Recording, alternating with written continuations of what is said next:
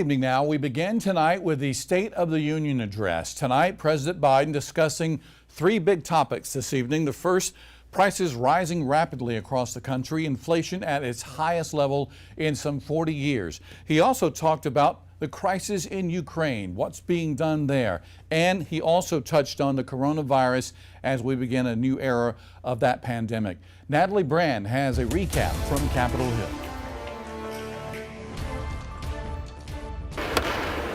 Madam Speaker, the President of the United States.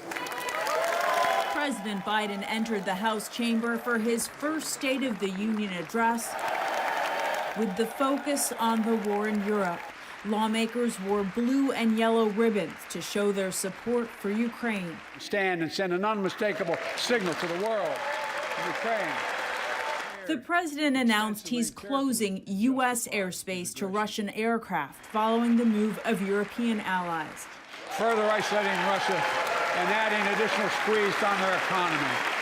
The president also stressed the importance of the NATO alliance in standing up to Russia's unprovoked aggression and Vladimir Putin. He thought he could divide us at home, in this chamber, in this nation. He thought he could divide us in Europe as well. But Putin was wrong. We are ready. On the home front, the president took credit for job growth, touted his bipartisan physical infrastructure bill, and laid out his plan to tackle inflation. Instead of relying on foreign supply chains, let's make it in America. The president also announced what he's calling a unity agenda, action items for Congress that have bipartisan support, including improving mental health care.